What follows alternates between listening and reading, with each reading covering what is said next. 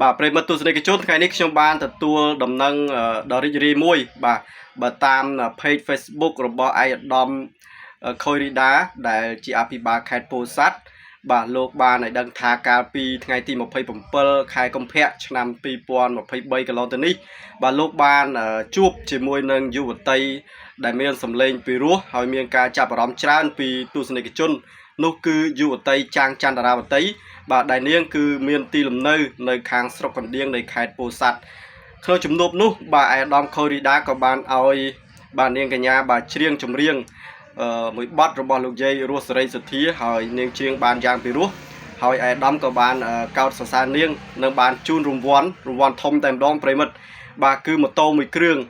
ដែលជាមធ្យោបាយដើម្បីឲ្យនាងធ្វើដំណើរទៅសិក្សារៀនសូត្រពីព្រោះថាពេលបច្ចុប្បន្ននេះបាទវតីកំពុងតែសិក្សាថ្នាក់វិទ្យាល័យបាទរៀនថ្នាក់ទី10នៅវិទ្យាល័យស៊ុយសែមនទីសេដ្ឋាបាទស្ថិតនៅក្នុងស្រុកកណ្ដៀងនៃខេត្តពោធិ៍សាត់បាទដូច្នេះនេះគឺជាកាដូដ៏ពេញចិត្តមួយសង្ឃឹមថាវតីបាទនឹងខិតខំសិក្សារៀនសូត្រហើយសម្រេចគោលដៅដែលនាងចង់ក្លាយជាគ្រូបង្រៀនម្នាក់នៅពេលអនាគត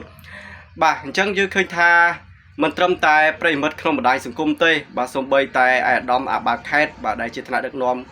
នៃខេត្តពោធិ៍សាត់បាទក៏លោកមានការចាប់អារម្មណ៍ហើយផ្ដល់ឱកាសបាទឲ្យយុវតីចាងចន្ទរាវតីបាទចូលជួបសម្ដែងការគួរសមបាទនឹងផ្ដល់រង្វាន់បាទជាម៉ូតូមួយគ្រឿងដ៏ថ្មីសន្លាងតែម្ដងបាទនេះគឺជាការជំរុញលើកទឹកចិត្តដល់យុវជនរបស់យើងបាទឲ្យខិតខំរៀនសូត្របើទោះបីជានាងមានការចាប់អារម្មណ៍ពីទស្សនិកជនកោតសរសើរតាក់ទងនឹងទឹកដមសម្លេងយ៉ាងណាក៏ដោយ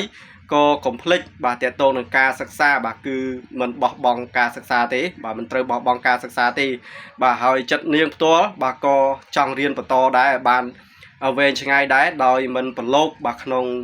វិស័យចម្រៀងនឹងមុតមមពេកទេបាទពីព្រោះគោលដៅនាងគឺចង់ក្លាយទៅជាគ្រូបង្រៀនម្នាក់ប្រិមិត្តបាទហើយប្រិមិត្តក្នុងបណ្ដាញសង្គមបាទក៏សម្ដែងអបអរសាទរតាមរយៈបាទការ comment បាទកោតសរសើរនិងត្រេកអរបាទចំពោះរង្វាន់ដែលឯកឧត្តមខូយរីដាបានផ្ដល់ជូនសប្តាហ៍ថ្ងៃនេះបាទនាងគឺមានអាយុ15ឆ្នាំហើយរៀននៅថ្នាក់ទី10បាទសូមអរលោកអ្នកស្ដាប់បទចម្រៀងបាទដែលវតីបានច្រៀងឲ្យឯកឧត្តមខូយរីដាស្ដាប់ថាតើជាបទចម្រៀងអ្វីបាទទើបលោកពេញចិត្តបាទរហូតផ្ដល់ជាម៉ូតូដូចនេះបាទ